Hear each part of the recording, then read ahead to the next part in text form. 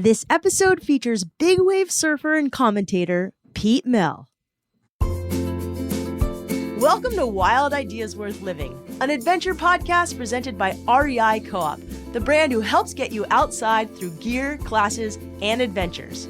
We talk to experts who have taken a wild idea and made it a reality so you can too.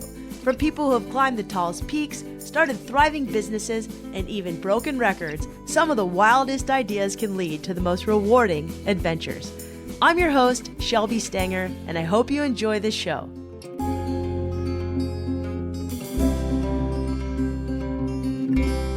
You may have seen Pete Mell careening down a giant wave at Mavericks, or perhaps you've seen him in the water behind the mic as the host for the World Surf League. Well, in addition to his jobs as a pro surfer and WSL commentator, he's a longtime Quiksilver athlete. He owns and runs a surf shop in Santa Cruz, and he's a husband and a dad. Pete probably has one of the most robust and longest surfing careers that I know of. We talk about how he's done it all, how he balances it, his approach to fear and failure, why being present is so crucial, sobriety, and we just get a little deep on this one. It's a good one. Enjoy. Pete, welcome to Wild Ideas Worth Living. Wow, Wild Ideas Worth Living. So we're in this conference room at a makeshift hotel that we just asked about their conference room. So this was a wild idea. We just made it happen. So I think we should just start with your wild idea. I mean, for a good portion of your life, you've had this wild idea to chase big waves and make a career around it. Why? Yes. Well, I think the first part of why was when I first experienced it. You know, it would have had to been my first year to the North Shore of Hawaii. I was 14 years old. I was there for the U.S. Championships in Makaha, but obviously North Shore, we're going to go to the North Shore. And I borrowed a surfboard from a friend of mine. I only brought like a 610, I think it was. That was a big board for me back in the day. I was 14 years old. And my first trip away from home. And I went out at Sunset Beach. A friend of mine let me borrow a bigger board. And I went out there and I caught a wave. And that feeling right there when I kicked out in the channel, luckily I made the wave. It could have been a different story otherwise. So it's that feeling while you're dropping and then you It's actually more the feeling of making and kicking out. Got it. Right? So you're so in the moment, you know, catching a wave and, you know, and all that fear and adrenaline takes over. That is a flash. You don't even get to really truly feel it, really. I mean, you get a little bit of a rush out of it. It's when you're done. It's when you've hit the summit, when you've kicked out in the channel, when you cross the finish line, whatever it is, that feeling there is what I've been chasing for now. I'm 48. I'm still have the drive to do it.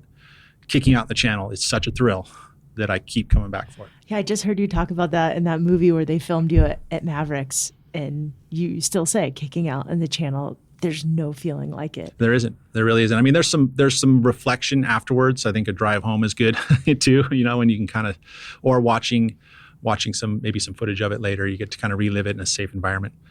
But yeah, that initial kick out, the glow that you get, you know, you see it all the time.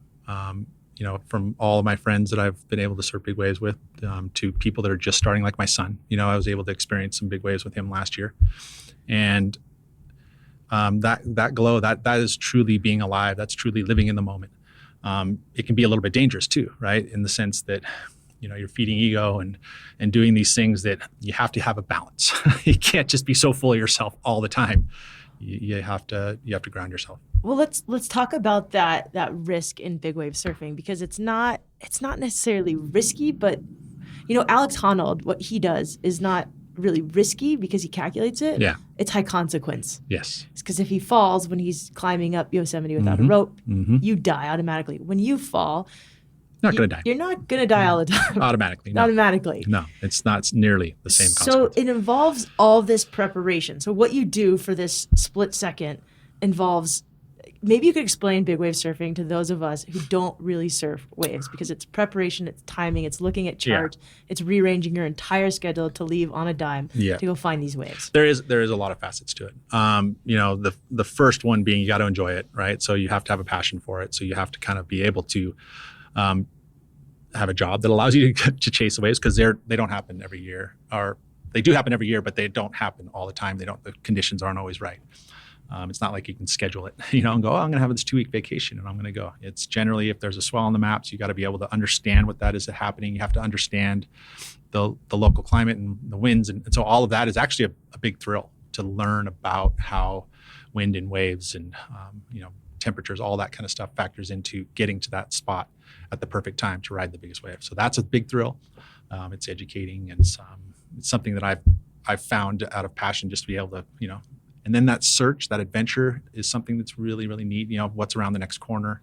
So there's all these things and I think that's why my career has spanned so long, is that I have had that sense of adventure, that I can still find another place, another wave, another moment that is going to keep me alive and feeling thrilled and enjoying life. Now, there's a lot of preparation. Yes, you got to train hard, especially if you're going to be going and doing these things in places. You got to research places. You got to talk to people. You got to communicate. What do you do for preparation? And then I want to talk about fear. So preparation for me is equipment. It's really dialing in the type of equipment you're going to be using wherever you are. You analyze the dangers, what those are. You set up your safety plan, your float plan. And these days, there's a lot more safety that's been happening since when we started. When you started, you're paddling in on your own without a flotation vest or jet skis. That's absolutely right. There is boats, and there was guys on the cliff with radios.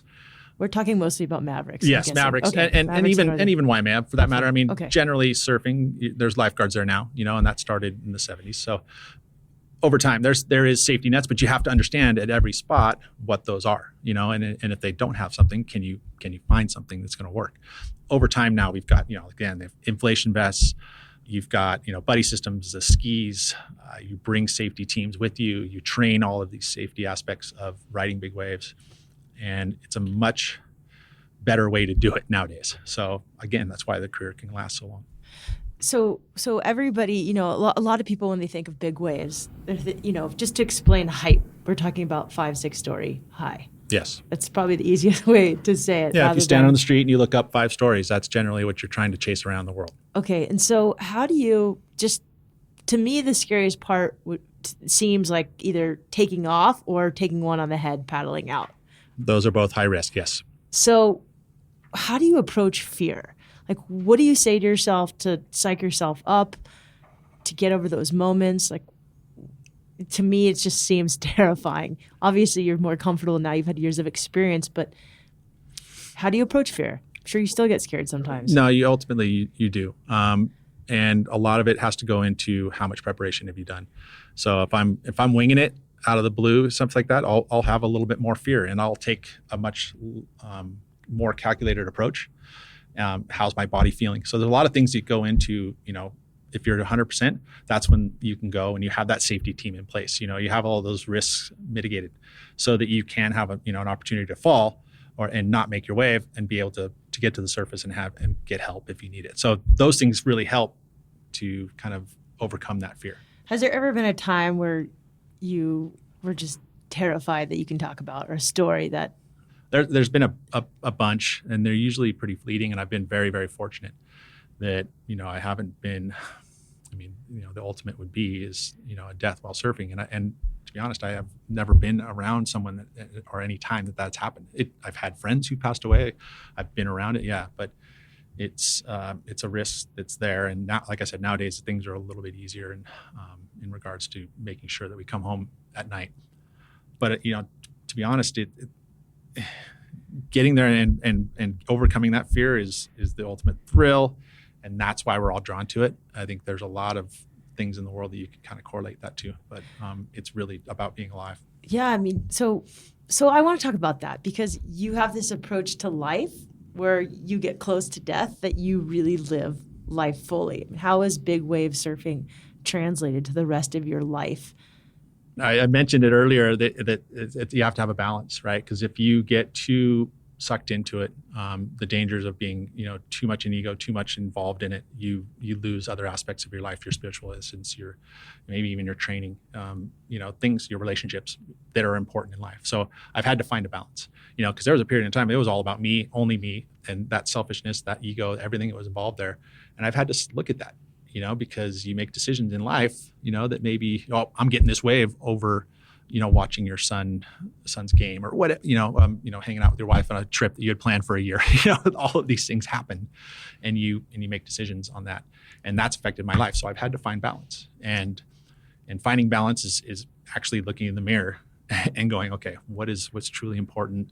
What's important to the family, communication to the family, and the people around me that I deal with day to day. What is most important right now? Like, how do you make your choices on what you want to pursue? Because you get offered a lot of different opportunities in life at this point. Yeah, I mean, I'm very fortunate right now. I've got a couple jobs. I'm running a surf shop in Santa Cruz with my wife. That job. Yeah, no, we just that's another job. We've just taken it over from my family. It's our family business we've had for almost 50 years. So your we're dad now running. Started the surf shop. Yes, in 1969, the same year I was born. What's it called? It's called Freeline Design Surf Shop. Oh, okay. So your dad started Freeline Surf Shop. You're running that now. You and your wife. Yes. That's job one. Job one, yes. And I'm a full-time commentator with the World Surf League. I do every event that they have plus a couple extra. So I'm end up doing 14 events a year. That's 140 days a year that supposedly on call for these things. So that's a lot of your year. It's over 3 cars, 40% of your year. But then you compete. And I do, and the competition part of it is not as much now as it used to be. I'm not officially invited, but I'd love to do Mavericks one more time. Mavericks, the contest. Yeah. And the World Surf League has a big wave tour, and they do events at 3 different spots. They have one at Piahi in Maui, which is Jaws.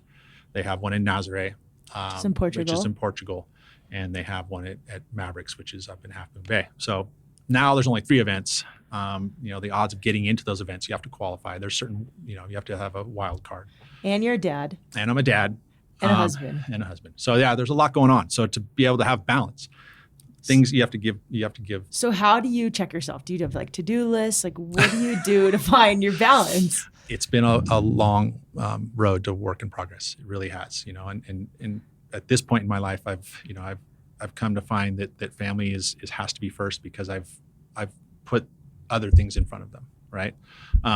We've designed the store to be able to work away from home. Right. So luckily I've got great people in place that work there. I'm working there when I'm home, but I can do everything I need to do off of these great little technical devices, He's holding up a phone. Yeah.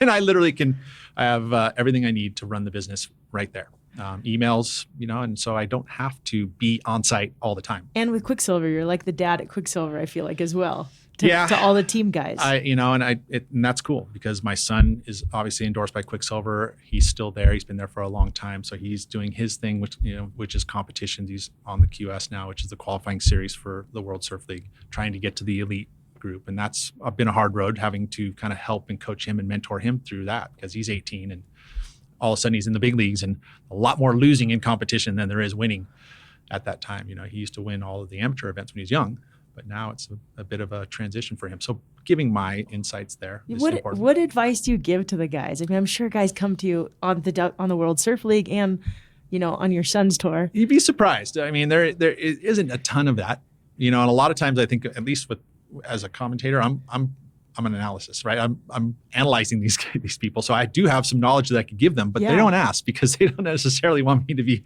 talking about it on air. So I'm also the press, so it's a keeping the friendship, and then, the job. And so I don't really try to blend those lines, but Ross Williams is a prime example of somebody who's, was a commentator who now is coaching the world champion, John Florence. And he made that transition pretty quickly and easily. But he kind of, he was already that guy, and he's good at it. So let's talk about this one decision you made. Your decision to so at one point you had this steady job as the Big Wave commissioner, Big Wave World Tour commissioner, which sounds like a great job. And you said, no, I want to compete and give up that job. It was a bit of, and that was, again, communication with the family. So at the time, it was a very hard first year, because when we acquired, actually what happened was the WSL acquired the Big Wave Tour off of Gary Linden. And at that point, there was some changes that were being made. A lot of things were going to happen. There was more money, there was different events, and there was formats and rules and all of these things that we didn't have. And so it was an opportunity that I felt like I could give back to the Big Wave community and have a competition element of it, and give all my knowledge and everything that I could do. And it took a lot of work. It took a lot of bandwidth to do that. on top of commentary, on top of remodeling our store and making that happen. So it was a lot. And so something had to give. That was the major reason why, we had gotten a goal of having it up and running. I still had a desire to compete. It wasn't necessarily something that was why I quit the job. It was more about, the balance and being able to, okay, what can give? And at that point, everything was running pretty darn smoothly. Mike Parsons was ready to, hey, I'll jump in and do that job as commissioner. There's a lot of politics involved and everyone wants to be invited. Big wave surfing. There's tons of politics. Yeah. So what's so interesting to me is if you look at a sport like baseball, there's not guys that are commentators while they're competing, I think. No. There might be at a certain level of learning. So let's talk about the World Surf League where you're a commentator and you're often the guy in the water. And I always find you to be really refreshing because you'll bust on people and make jokes. And to me, comedy is it's so beautiful when pulled off correctly. It's actually just beautiful hurt, right? at any time. But, how do you think, I always struggle sometimes in interviews. I met you 10 seconds ago and we went up to some random conference room. How do you think of questions to say to these guys in the water when I can edit this, like there's a camera on you and it's live? Yeah, no. And I actually, to be honest, work better live. Literally every time because a lot of times we'll do stuff to tape. Well, Pat's filming. Yeah, it's good. Okay. But a lot of times we'll do stuff to tape, right? And that to me, I end up like, as soon as I know that I can screw up, I do. So it's better if it actually kind of, again, I think it's very similar to like feeling alive. Like you have to be so in the moment and enjoy the moment that you're talking to somebody, you're interacting with somebody, that you take away the camera, you take away the microphone, and you're just having interaction. I think that's why I have been so successful at doing this, because that's the way I treat it. And, it's just literally a conversation. So you don't have like go-to lines that you think of? I have to. You have to have some preparation there. And generally I will, if there's some facts that I need to know, I'll look them up. But generally I try to look at what's been happening, that's happening in the water. And I'm going to bring my knowledge from what my interpretation of what's happening and telling that story. As far as the competitors are concerned, there's a lot of times I'm doing interviews. I will have one question that kind of talks about, the way it would be greatest is that you could have something about what just happened, why it happened, what is the next steps, and so you kind of have that questioning. Give me an example. So something happens in a heat, because I'm analyzing surfing, competitive surfing. Something happened in the heat that was a turning point in the heat, and I want to know why or how that turning point affected that surfer at that time. So that's kind of in the moment, what just happened. And then you look at, okay, so how did that moment actually change what's going to happen next time or at the next event?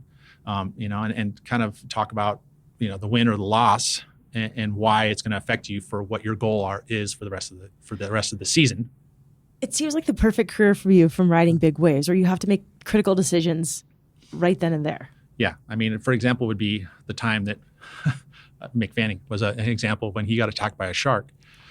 Well, he had a shark incident, and interviewing him on the boat afterwards. And I did. So wait, let's just back up. So for those of you who don't know, maybe we can just talk about this. This was South Africa. South Africa, Jeffreys Bay. I just returned from there a week ago. But this was a couple of years ago. Yes, this is 2014. All you see on the video is Mick Fanning sitting in the lineup and a shark fin rises and then he disappears. Yeah, and I was in the water working as well for that final. I actually had surfed with Kelly Slater, during the break, and it was all great and dandy. And I had just sat in the water and did a little cross in the interview, and then we're sitting there, and it happens, and you hear Gig Cilliers on the microphone up top of the on the beach commentary. Hey, we've had an incident, water patrol, and I was sitting on a ski that had water patrol. We had a sled. And we raced over. We picked up Julian. Mick had been picked up, and everyone's freaking out. And then they're asking me, get on the boat, interview him. And I'm like, okay, and like you're not exactly thinking about questions at that point. You're like scared of a shark as well, I'm sure. Well, we got onto the boat, so we were okay. But he's all rushed out and freaked out from what happened, and you try to get some explanation out of it and actually have it be. Something that you can give to people that is going to, that they're going to like. And it came off pretty good. And a lot of it was that, he was kind of it would have gone into shock. And so having everybody there and being able to have a little laugh about it, like, oh, you punched the shark. Did you get him good? Kind of thing really kind of lightened it, because he could have easily just died right there. We could have had a very bad experience. And luckily nothing was there. So you make light of it a little bit, but there was some reflection later, where he was like, wow, I just, dodged a big bullet.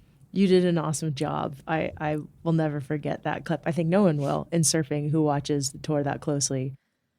We're going to take a quick break to hear from our sponsor, but stay tuned. When Pete and I come back, we get a little deep. Guess what? Saturday, September 22nd is National Public Lands Day. Not sure what a public land is? Well, they're not just the epic national parks you might think of like Yosemite and Zion. Public lands include your neighborhood park, your local bike paths, mountains, grasslands, waters, even the beach paths you run, and some of the beach parks where you shower off after you surf so you don't take sand back to wherever you're going next. These are all public lands, and they're ours to take care of.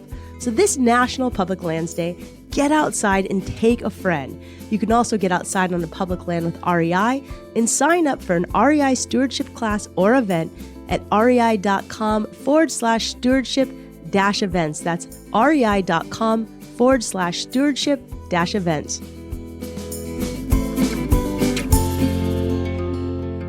What are your thoughts on how surfing is progressing with the Olympics, with wave pools? Wow. With women entering it on the big wave tour. Yeah. It's exciting. There's a lot of great aspects happening. There's a lot of amazing stuff that we knew when there was true support with a single company doing this, because, when the WSL started 5 years ago, before that, it was very fragmented. The tour was very fragmented because you had companies running special events and they weren't able to share stories. They weren't able to share footage of events. So you never really had a trail you could follow.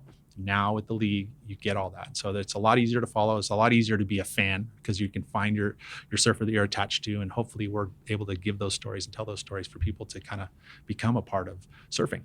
And that's a goal for competitive surfing. Like surfing isn't necessarily all competition all the time, but it's a part that we can all enjoy. We can watch it. We can see the best in the world do their thing at the best waves in the world. And then you've got, the big wave element that we can try and showcase as well, the competition side of it. We've got the women involved. And it's just a part of surfing that is really cool right now. And the wave pool?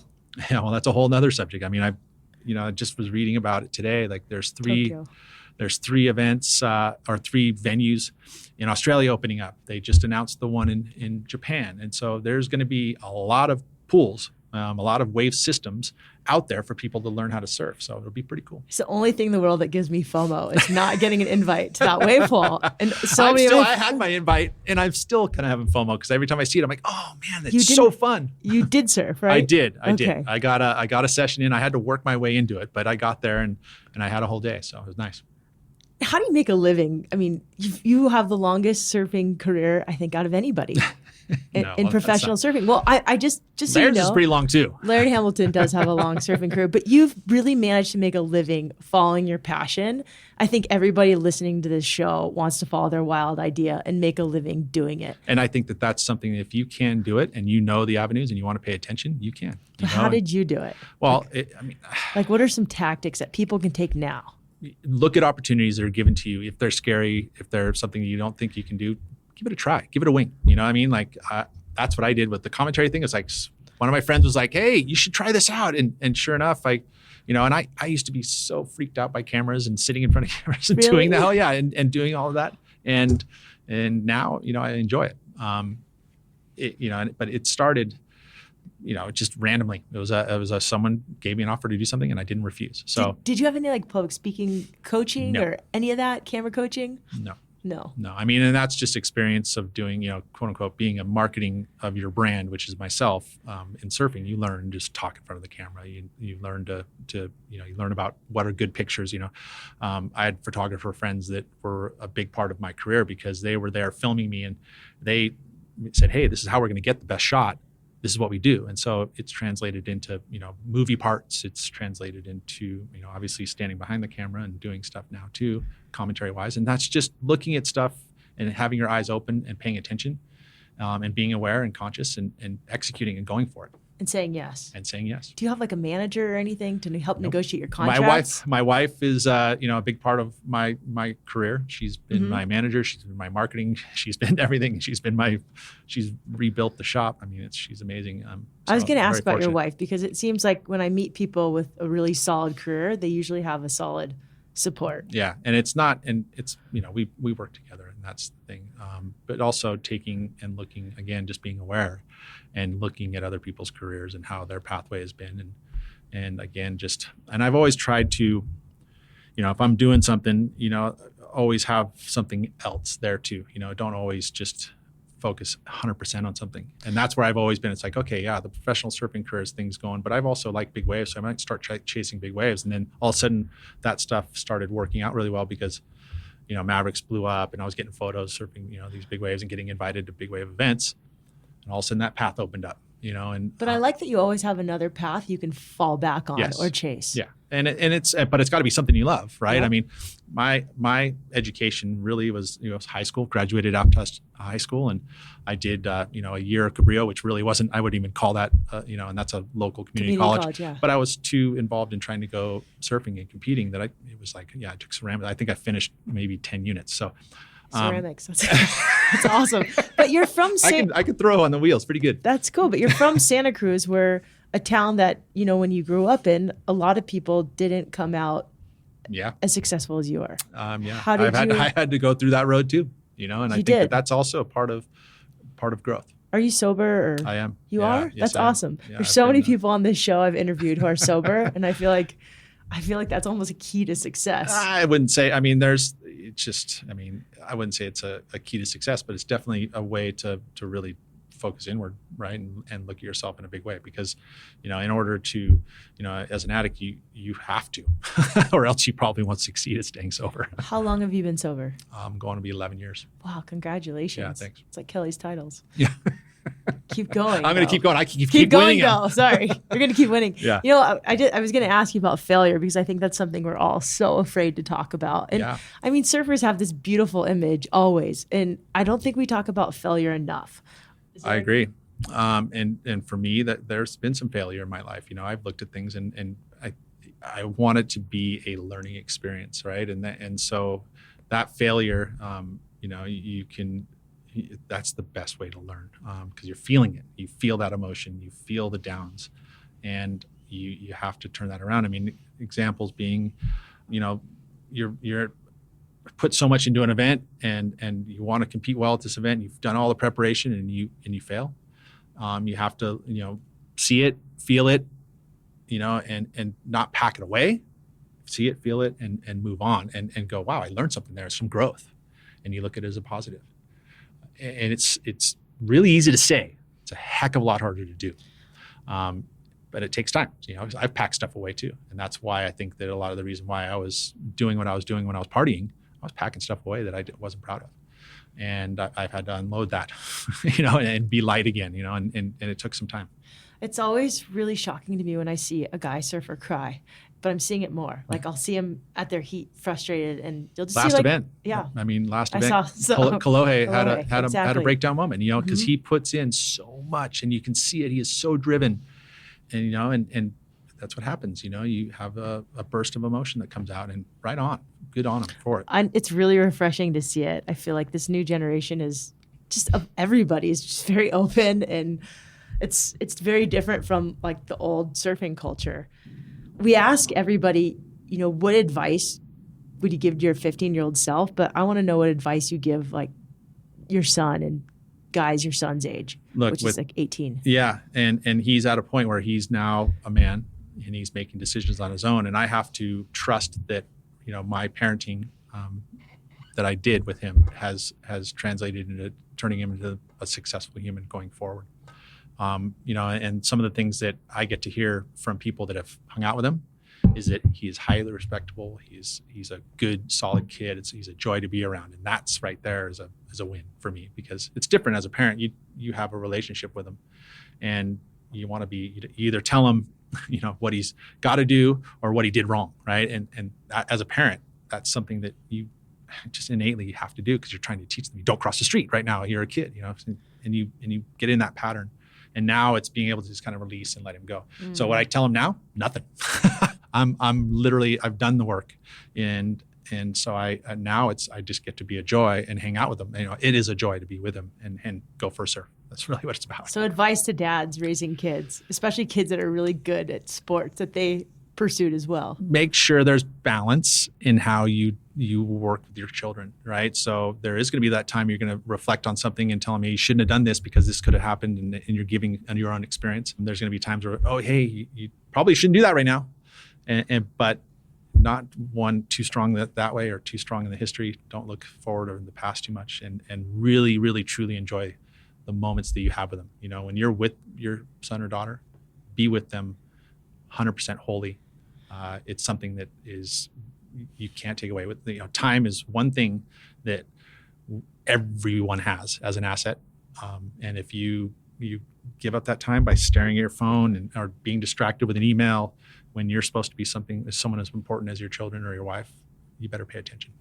I noticed that I went on your Instagram and it looked like, despite how many followers you have, you took a big social media hiatus. Yeah, I did. Talk to me about that. When you walk around, I'm guilty of it. We're all guilty of it, right? These things help you, but they also hinder you because they take you away from, again, I'm talking about devices. So social media as a whole, it was something that it distracted me to a point where it was affecting my life, and I didn't like that. So I stepped away. My wife did the same thing. We just kind of sat there and we spent a week together, and it was about us working on our marriage and also just life in general. And that's so cool. And so I deleted everything, so I didn't have any history at all, and I'm starting all fresh again now. And now it's back to just being fun and hopefully being something that is not going to take me away. Because how long did you take this hiatus for? It was like a week and a half, 2 weeks. Whatever, that's nice. Kind of. Considering that my job kind of falls around it too. Yeah, your job is to be on social media. So to take, for me, it's really hard because right now my job is to also be, if I could do anything, I would take an entire year without a computer or a phone. Yeah, it'd be nice. And you can't, to be honest, you can't. I know, I'm going to try, but having a podcast, it's a little challenging. I'm going to start with a week. Yeah. And you know what? You can come back with all this great content. So we ask a lot of our guests this question, and it's just telling, if you could throw any party right now, who's coming? Where are we? Look, I've got some really great people in my life. Obviously, my family. I have a huge extended family. I'd love to have them all there to participate in this. And it would be something that's going to have games. It's going to have every age bracket. It's going to have kids, and it's going to have all of their siblings. Water games. Water games, slip and slide. Like J.O.B. He does it right, man. Then he goes. Jamie O'Brien, right? Okay. And he'll have slip and slides, and he brings out water skis and all this stuff. And it would just be all the toys in the world, and it'd obviously be around the ocean and water and waves. I'd like to invite all of the people that I get to hang out with on the crew. My commentary crew would be there because we just have a ball all around the world together. My son and all his friends, my sons and all their friends, and on the tour. It'd be a big party. Sounds like you kind of have those every stop of the tour. We try to. That's definitely it. We try to. You have been all over the world, and my fiance and I like asking everybody this question. If you could live anywhere besides where you live now, which is Santa Cruz, where would you live? There's two places right now that that I'm really fond of, and one of them is Portugal. I love Portugal. I love the people. I love the region. It's it's one of those places in Europe where it's separate in a way, and most people know English, but I'd love to learn the Portuguese language. It's hot and cold, and it's all those things and waves are great. So that would be a place that I would love to be. And then Australia is another place that I really, really enjoy. And obviously the tropical places are pretty cool too, but just in general, the people in Australia and where they're located would be a pretty good place to be. I love us both, and we're going to Portugal this year.